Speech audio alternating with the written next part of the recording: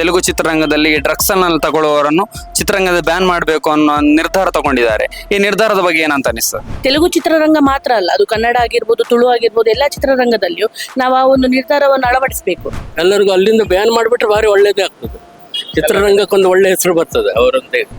ಮಾದಕ ವಸ್ತುಗಳು ಆದಷ್ಟು ಬ್ಯಾನ್ ಆಗಬೇಕು. ಆ ಮಾದಕ ವಸ್ತುಗಳ ಒಂದು ಸೇವನೆಗೆ ಒಳಪಟ್ಟು ಅವ್ರು ಏನ್ ಮಾಡ್ತಾರಂತ ಅವ್ರ ಕಂಟ್ರೋಲ್ ಅವ್ರು ಇರುವುದಿಲ್ಲ.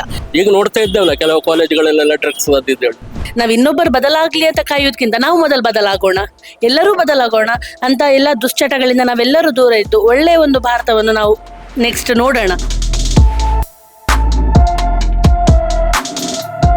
ತೆಲುಗು ಚಿತ್ರರಂಗದಲ್ಲಿ ಡ್ರಗ್ಸ್ ಅನ್ನು ತಗೊಳ್ಳುವವರನ್ನು ಚಿತ್ರರಂಗದ ಬ್ಯಾನ್ ಮಾಡಬೇಕು ಅನ್ನೋ ನಿರ್ಧಾರ ತಗೊಂಡಿದ್ದಾರೆ. ಈ ನಿರ್ಧಾರದ ಬಗ್ಗೆ ಏನಂತ ಅನಿಸ್ತದೆ?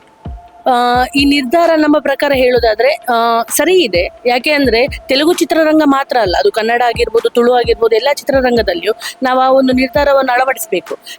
ಈಗ ಪ್ರಾಬ್ಲಮ್ ಏನಾಗ್ತುಂಟಂದ್ರೆ ನಾವು ಒಂದು ಸೆಲೆಬ್ರಿಟಿಗಳನ್ನೇ ನಾವು ಇನ್ಸ್ಪಿರೇಷನ್ ಆಗಿ ತಗೊಳ್ಳುವಂತ ಕಾಲ ಇದು. ಯಾಕೆಂದ್ರೆ ನಮ್ಗೆ ಮೊದಲಿದ್ದು ದೇಶಭಕ್ತರು, ಅದನ್ನೆಲ್ಲ ನಾವೀಗ ಯಾರಿಗೂ ಗೊತ್ತಿಲ್ಲ ಅವ್ರು ಯಾರಂದ್ರೆ. ಈಗ ಗಾಂಧೀಜಿ ಒಬ್ರು ಗೊತ್ತಿರ್ತಾರೆ, ಯಾಕಂದ್ರೆ ನೋಟಲ್ಲಿದ್ದಾರೆ ಅವರು ಅದಕ್ಕೆ. ಮತ್ತೆ ಯಾರು ಫ್ರೀಡಮ್ ಫೈಟರ್ ಹೆಸರು ಹೇಳಿದ್ರೆ ಯಾರಿಗೆ ಸಹ ಗೊತ್ತಿಲ್ಲ. ಅದೇ ದರ್ಶನ್ ಯಾರಂತ ಕೇಳಿ, ಸುದೀಪ್ ಯಾರಂತ ಕೇಳಿ, ಪ್ರಭಾಸ್ ಯಾರಂತ ಕೇಳಿ ಎಲ್ಲರಿಗೂ ಗೊತ್ತುಂಟು. ಯಾಕಂದ್ರೆ ಅವರು ತುಂಬಾ ಫೇಮಸ್ ಆಗಿರ್ತಾರೆ, ಸೋಷಿಯಲ್ ಮೀಡಿಯಾದಲ್ಲಿ ಇರ್ತಾರೆ, ಎಲ್ಲ ಕಡೆಯಲ್ಲಿ ಇರ್ತಾರೆ. ಆದ್ರಿಂದಾಗಿ ಮಾದಕ ವಸ್ತುಗಳು ಆದಷ್ಟು ಬ್ಯಾನ್ ಆಗಬೇಕು. ಆ ಮಾದಕ ವಸ್ತುಗಳ ಒಂದು ಸೇವನೆಗೆ ಒಳಪಟ್ಟು ಅವ್ರು ಏನ್ ಮಾಡ್ತಾರಂತ ಅವ್ರ ಕಂಟ್ರೋಲ್ ಅವ್ರು ಇರುವುದಿಲ್ಲ. ಒಂದು ಪಬ್ಲಿಸಿಟಿಗೋಸ್ಕರ ಅವ್ರು ಏನ್ ಮಾತಾಡ್ತಾರೆ ಅದರಲ್ಲಿ ಯಾವುದು ಕೂಡ ಅವರ ಲಿಮಿಟ್ ಅಲ್ಲಿ ಇರುವುದಿಲ್ಲ, ಕಂಟ್ರೋಲ್ ಅಲ್ಲಿ ಇರುವುದಿಲ್ಲ. ಅದರಿಂದಾಗಿ ಎಲ್ಲ ಕಡೆಯಲ್ಲೂ ಬ್ಯಾನ್ ಆಗಬೇಕು. ಜನರಲ್ಲಿ ಬದಲಾವಣೆ ಆಗ್ಬೇಕು, ಆಗ್ತದೆ. ಆಗ ಎಲ್ಲ ಪ್ರತಿಯೊಬ್ಬ ನಾಗರಿಕನೂ ಕೂಡ ಇದಕ್ಕೆ ಸಪೋರ್ಟ್ ಮಾಡಬೇಕು. ತನ್ನಲ್ಲಿ ಮೊದಲು ಬದಲಾವಣೆ ಆಗ್ಬೇಕಾಗ ಇನ್ನೊಬ್ಬರಲ್ಲಿ ನಾವು ಬದಲಾವಣೆಯನ್ನು ಅಪೇಕ್ಷಿಸಬಹುದು. ಏನ್ ಹೇಳ್ತೇವೆ, ಎಕ್ಸ್ಪೆಕ್ಟೇಷನ್ ಇಟ್ಕೊಳ್ಬಹುದು. ನಾವ್ ಇನ್ನೊಬ್ಬರು ಬದಲಾಗ್ಲಿ ಅಂತ ಕಾಯೋದ್ಕಿಂತ ನಾವು ಮೊದಲು ಬದಲಾಗೋಣ, ಎಲ್ಲರೂ ಬದಲಾಗೋಣ ಅಂತ ಎಲ್ಲ ದುಶ್ಚಟಗಳಿಂದ ನಾವೆಲ್ಲರೂ ದೂರ ಇದ್ದು ಒಳ್ಳೆಯ ಒಂದು ಭಾರತವನ್ನು ನಾವು ನೆಕ್ಸ್ಟ್ ನೋಡೋಣ.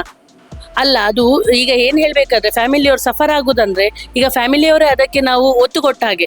ಯಾಕೆಂದ್ರೆ ಗಿಡವಾಗಿ ಬಗ್ಗದ್ದು ಮರವಾಗಿ ಬಗ್ಗಿತೆ ಮೊದಲೇ ನಾವು ಹೇಳಿದ್ದೇವೆ. ಈಗ ನಾವು ಮನೆಯಲ್ಲಿ ನಮ್ಮ ಸರೌಂಡಿಂಗ್ ಹೇಗಿರ್ತದೆ ಅದು ಬಿಹೇವಿಯರಲ್ ಇನ್ಫ್ಲೂಯೆನ್ಸ್ ಆಗ್ತದೆ. ಅಲ್ಲಿ ಕೂಡ ನಮ್ಮ ತಂದೆ ತಾಯಿ ಆಗಿರ್ಬೋದು ಅಥವಾ ಚಿಕ್ಕಪ್ಪ ಚಿಕ್ಕಮ್ಮ ಅವರು ಮಾತಾಡುವ ಶಬ್ದಗಳು ಅಥವಾ ಅವರ ಹವ್ಯಾಸಗಳು ಅದು ಕೂಡ ಮಕ್ಕಳ ಮೇಲೆ ಸಣ್ಣಕ್ಕಿರುವಾಗದಿಂದನೇ ಅದು ಇನ್ಫ್ಲೂಯೆನ್ಸ್ ಆಗಿ ಅದರಲ್ಲಿಯೇ ಜಾಸ್ತಿ ಆಗಿ ಹೋಗ್ತಾರೆ. ಅದರಿಂದ ಇದು ಒಂದು ಚಟ ಅನ್ನೋದಿಲ್ಲ, ಇದು ನಮ್ದು ದಿನನಿತ್ಯದ ರೂಢಿ. ಆ ರೀತಿಯಲ್ಲಿ ಈಗ ಕುಡಿಯುವುದಾಗಿರ್ಬೋದು, ಈಗ ಸಣ್ಣ ಕುಡಿಯೋದ್ರಿಂದ ಸ್ಟಾರ್ಟ್ ಆಗಿಕೊಂಡೆ ಅವು ಮಲ್ಲೆಜ್ಜಿ ಬಿಯರ್ ಅಂತ ಹೇಳ್ತಾರೆ.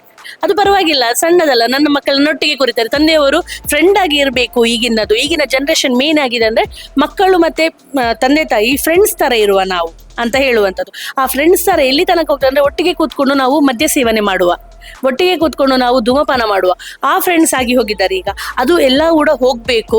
ಸಂಸ್ಕಾರ ಮುಂದೆ ಕಡೆಗೆ ನಾವು ಹೇಳೋದಾದ್ರೆ ಈಗ UK ಹಾಗೆ ಈಗ ಪಾಶ್ಚಾತ್ಯ ಕಂಟ್ರಿಗಳಲ್ಲಿ ಹೇಗಿರ್ತಾರೆ ಆ ಟೈಪ್ ನಮ್ಮದು ಇಂಡಿಯಾ ಆಗಬಹುದು. ನಮ್ದು ಭಾರತ ಸಾಂಸ್ಕೃತಿಕ ನಗರಿ, ನಮ್ದು ಒಳ್ಳೆ ಟ್ರೆಡಿಷನಲ್ ಆರ್ಥೋಡಾಕ್ಸ್ ಫ್ಯಾಮಿಲಿಯಿಂದ ಬಂದವರೆಲ್ಲ ಇದ್ದದ್ದು ಮೊದಲಿಂದನು. ಆದ್ರೆ ಈಗ ಅದು ಕನ್ವರ್ಟ್ ಆಗ್ತಿರೋದೆಲ್ಲ ನಾವು ಪಾಶ್ಚಾತ್ಯ, ನಾವು ಬ್ರಿಟಿಷ್ ಅವರ ಹಾಗೆ ಡ್ರೆಸ್ಸಿಂಗ್ ಆಗಿರ್ಬಹುದು, ನಮ್ದು ತಿಂಡಿ ತಿನಿಸುಗಳಾಗಿರ್ಬೋದು.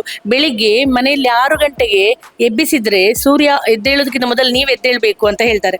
ಆಗ ಎಬ್ಬಿಸಿದ್ರೆ ಅಮ್ಮ ಇವತ್ತು ರಜೆ, ನಾನು ಎದ್ದೇಳೋದು 12 ಗಂಟೆಗೆ, ನಂಗೆ ಬ್ರಂಚ್ ಆಗ್ಬೋದು, ಬ್ರೇಕ್ಫಾಸ್ಟ್ ಅಲ್ಲ ಲಂಚ್ ಅಲ್ಲ ಬ್ರಂಚ್ ಸಾಕು, ಬೆಳಿಗ್ಗೆ ತಿಂಡಿ ಬೇಡ, ಊಟ ಬೇಡ, ಆಮೇಲೆ ರಾತ್ರಿ ಮಲಗುದು ಮಧ್ಯರಾತ್ರಿ 12 ಗಂಟೆಗೆ. ಆ ರೀತಿ ಏನೇನು ವ್ಯವಸ್ಥೆಗಳೇ ಅವ್ಯವಸ್ಥೆ ಆಗಿದೆ. ಇದು ಖಾಲಿ ಡ್ರಗ್ಸ್ ಇಂದನೂ ಅಲ್ಲ, ಈಗ ಸೊಸೈಟಿದು ಇನ್ಫ್ಲುಯೆನ್ಸ್. ಈಗ ನಾನು ಚೇಂಜ್ ಆದ್ರೆ ಎಲ್ಲವೂ ಚೇಂಜ್ ಆಗ್ತದೆ. ಅದೇ ನಾನೊಂದು ಮೋಟೋ ಅದೇ ಇಟ್ಕೊಳ್ಳೋದು. ನಾನು ಸಮಾಜಕ್ಕೆ ಏನು ಕೊಟ್ಟಿದೆ ಅನ್ನೋದು ಮುಖ್ಯ, ಸಮಾಜ ನನ್ಗೆ ಏನ್ ಕೊಟ್ಟಿದೆ ಅನ್ನೋದು ಆಮೇಲೆ. ಅದೇ ನಾವು ಮೊದಲೆಲ್ಲ ಹೇಳಿದ ಹಾಗೆ ದೇಶ ನನಗೆ ಏನು ಕೊಟ್ಟಿದೆ ಅನ್ನೋಕ್ಕಿಂತ ನಾನು ದೇಶಕ್ಕೆ ಏನು ಕೊಟ್ಟಿದ್ದೇನೆ ಅಷ್ಟೇ. ಇದು ಮುಂದುವರೆದ್ರೆ ಎಲ್ಲಿಗೆ ಹೋಗ್ತದಂತ ಅನಿಸ್ತದೆ? ಗೊತ್ತಾಗುದಿಲ್ಲ.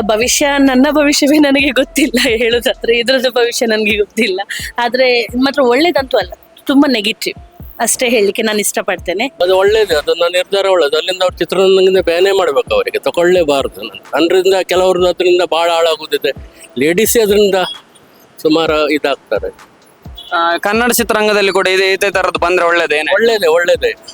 ಎಲ್ಲರಿಗೂ ಅಲ್ಲಿಂದ ಬ್ಯಾನ್ ಮಾಡಿಬಿಟ್ರೆ ಭಾರಿ ಒಳ್ಳೇದೇ ಆಗ್ತದೆ. ಚಿತ್ರರಂಗಕ್ಕೊಂದು ಒಳ್ಳೆ ಹೆಸರು ಬರ್ತದೆ ಅವರಂತೆ. ಅಂದ್ರೆ ಆ ನಂತರ ಆ ಕೆಲಸವನ್ನು ಮಾಡುದಿಲ್ಲ ಯಾರು, ಪ್ರತಿಯೊಬ್ಬರಿಗೂ ಬಂತು, ಆಕ್ಟ್ರಿಕ್ಸ್ ಬಂತದ್ದು.